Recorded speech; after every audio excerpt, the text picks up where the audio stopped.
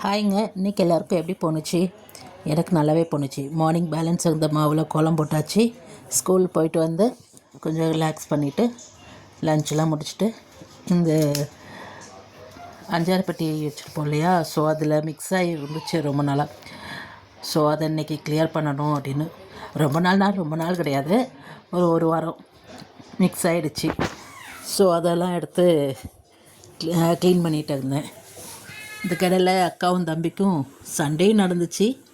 At same time அவங்க சண்டை, ரெண்டு பேரோட சண்டையும் பார்க்க ரொம்ப க்யூட்டாக இருக்கும். நான்லாம் எங்கள் அக்கா கிட்ட இந்த அளவுக்குலாம் சண்டை போட்டது கிடையாது. ஸோ அதை கிளியர் பண்ணிகிட்டு இருந்தேன்.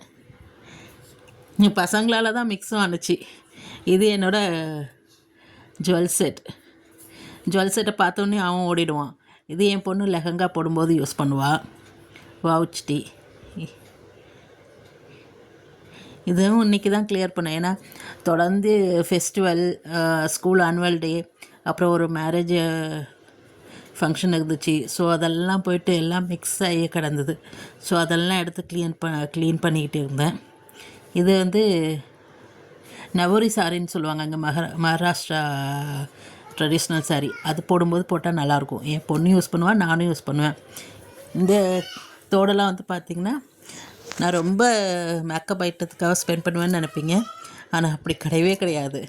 நான் காட்டுற எல்லா தோடுமே வந்து பிலோ 100க்குள்ளே தான் இருக்கும். ஒரே ஒரு தோடு தான் 100. மற்றது எல்லாமே வந்து பார்த்திங்கன்னா பிலோ 100 தான். அந்த ஃபஸ்ட்டு காட்டின ஜிங்கா வந்து 100 சொன்னாங்க, பட் நான் 90 தான் கொடுத்தேன். ஸோ அந்த மாதிரி தான் இருக்கும். ஸோ இது எல்லாமே என்னோடய ஃபேவரட்டானது தான். ஸோ இந்த ஸ்டோன் வாலை பார்த்திங்கன்னா 150 எக்ஸ்பெக்ட் பண்ணுவீங்க, பட் ஆனால் அவ்வளோலாம் கிடையவே கிடையாது, ரொம்ப கம்மி தான். ஸோ இதெல்லாம் க்ளீன் பண்ணிவிட்டு அடுத்த வேலையை பார்த்தேன். ஸோ என்ன நைட்டுக்கு டின்னர் பண்ணலான்னு யோசிச்சுட்டே இருந்தேன். அதுக்கப்புறம் பசங்க ரொம்ப நாளாச்சு எனக்கு பாஸ்தா வேணும்னு கேட்டுகிட்டே இருந்தாங்க. ஸோ செய்யலாமா வேண்டாமா, அது ஹெல்தி ஃபுட்டு கிடையாது அவ்வளோவா, ஆனால் ரொம்ப நாள் கழித்து தான் செய்கிறேன். ஸோ செய்யலாமான்னு யோசிச்சுட்டு இருந்தேன். இப்போ காட்டுற இந்த ஜுங்கா வந்து இந்த வந்து தோடு வந்து நான் ஆன்லைனில் பார்த்தப்போ 80 இது பண்ணேன். இது தாங்க வந்து 100 ருபீஸ். 80 பார்த்தேன், பட் ஆனால் அது நான் ஆக்சுவலாக நான் வாங்கினது வந்து 40 ருபீஸ் தான் அந்த தோடு வாங்கினேன். ஸோ செய்யலாமான்னு ரொம்ப கன்ஃபியூஷனாக இருந்தது.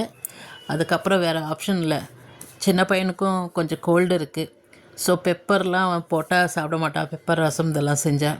ஸோ இப்படி தான் ஏதாவது செஞ்சு அவனை இது பண்ணணும்னு சொல்லி, பன்னீர் செய்யும்போதும் பெப்பர் நிறையா யூஸ் பண்ணணும்ல, ஸோ பன்னீர்லேயும் பெப்பர் நிறையா போட்டாச்சு. பாஸ்தா செய்யும்போதும் நிறையா பெப்பர் போட்டு கொஞ்சம் என்னால் முடிஞ்ச அளவுக்கு அவாய்ட் பண்ண முடியல. சரி, ஓகே, பசங்க கேட்குறாங்க. ஸோ என்றைக்காவது ஒரு நாள்னா ஓகே, நோ ப்ராப்ளம். ஸோ அதனால் என் ஹஸ்பண்டும் விட மாட்டாங்க. இந்த மாதிரி நூடுல்ஸ் பாஸ்தாலாம் சாப்பிட்றதுக்கு ஹஸ்பண்டும் அலோவ் பண்ண மாட்டாங்க. பட் இன்றைக்கி செஞ்சேன், நல்லாவே வந்துச்சு. ஃபஸ்ட்டு பன்னீர் அந்த மாதிரி ரோஸ்ட் பண்ணி எடுத்துகிட்டு போட்டோம்னா ரொம்ப டேஸ்ட்டாக இருக்கும்.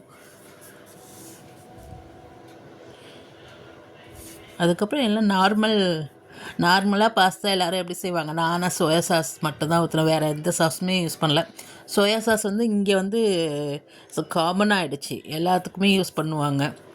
இங்கே உள்ளவங்களாம் சோயா சாஸ் சேர்த்துக்கலாம், ஆனால் ரொம்ப வேண்டான்னு தான் சொல்லுவாங்க. ஸோ அதனால் நானும் கொஞ்சம் பார்த்து தான் யூஸ் பண்ணேன். வேறு எதுவும் இது பண்ணல. ஆயிலெலாம் நான் நார்மலாகவே கம்மியாக தாங்க யூஸ் பண்ணுவேன்.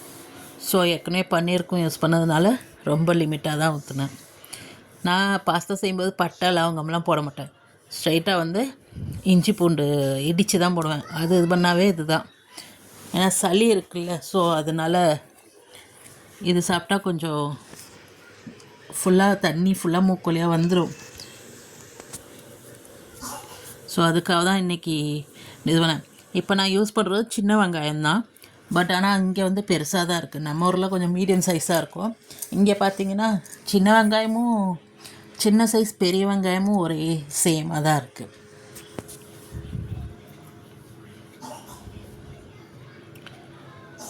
ஸோ இஞ்சி பூண்டு நச்சு போட்டுட்டு வெங்காயத்தை போட்டு குடமிளகா, கேரட்,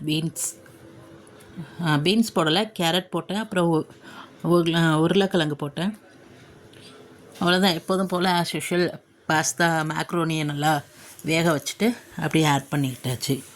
இன்றைக்கி ஸ்கூலில் ரொம்ப போரும் இல்லை, ரொம்ப சந்தோஷமாகவும் இல்லை, நார்மலாக போணுச்சு. எப்போதும் இங்கே யூஸ்ஃபுல்லாக வந்து மார்னிங் இது பண்ணுறது நம்ம ஊரில் இருக்கிற ஸ்கூல் டைமிங் தான் எனக்கு ரொம்ப பிடிக்கும். மார்னிங் 8:30 to 4:15 வரைக்கும் இருப்போம். ஸோ அந்த டைமிங் தான் எனக்கு ரொம்ப பிடிக்கும். இங்கே மார்னிங் போயிட்டு ஆஃப்டர்நூனே வந்துடுறது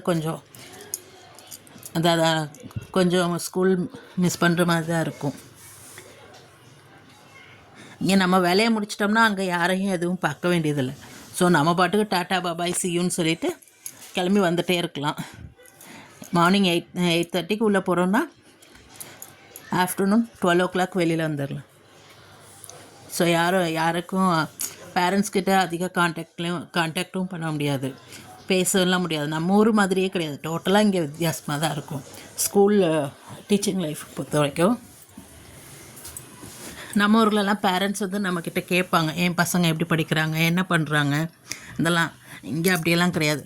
ஓப்பன் டேன்னு சொல்லி இப்போ தனியாக ஒரு நாள் வைப்பாங்க, அப்போ வந்து பேசலாம். இல்லைனா பேரண்ட்ஸ் மீட்டிங்னு சொல்லுவாங்க, அப்போ வந்து ஏதாவது கேட்கலாம்.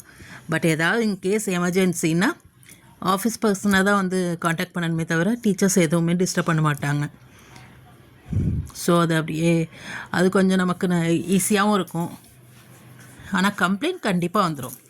ஒரு நாள் நம்ம ஏதாவது ஒரு கரெக்ஷன் மிஸ் பண்ணிட்டோம், இல்லை ஏதாவது பண்ணிட்டோம்னாவும் கம்ப்ளைண்ட் ஜாஸ்தி வந்துடும். ஸோ இங்கே உள்ள பேரண்ட்ஸ் நம்ம ஊர் பேரண்ட்ஸை விட இங்கே கொஞ்சம் உஷாருன்னு தான் நினைக்கிறேன். நம்ம ஊர்லலாம் 2 நாள் கரெக்ஷன் பண்ணலைனாலும் டீச்சரை பார்த்து வந்து மேம் இந்த மாதிரி ஆகிடுச்சி, கரெக்ஷனே ஆகலை, கொஞ்சம் பார்த்துக்கோங்கன்னு சொல்லிட்டு போவாங்க. ஆனால் இங்கே அப்படியெல்லாம் கிடையாது. என் பையனோட இல்லை என் பொண்ணோட நோட்டை நீங்கள் எப்படி கரெக்ஷன் பண்ணாமல் விடுவீங்கன்னு டைரெக்டாக பிரின்ஸிபல் ரூமுக்கே போயிடும் கம்ப்ளைண்ட். ஸோ அதுக்கு கொஞ்சம் பயந்து தான் நம்ம செய்யணும். ஓவராலாக செஞ்சு முடிச்சிட்டேன். இதுதான் என்னோடய ஆக்சுவலி ஃபர்ஸ்ட் விலாக். ஷார்ட் நிறையா போட்டிருக்கேன், பட் விலாக் வந்து இதுதான் ஃபஸ்ட்டு. பிடிச்சிருந்தால் லைக்ஸ் பண்ணுங்கள், ஷேர் பண்ணுங்கள், என்னோடய சேனலை சப்ஸ்கிரைப் பண்ணுங்கள். தேங்க்யூ.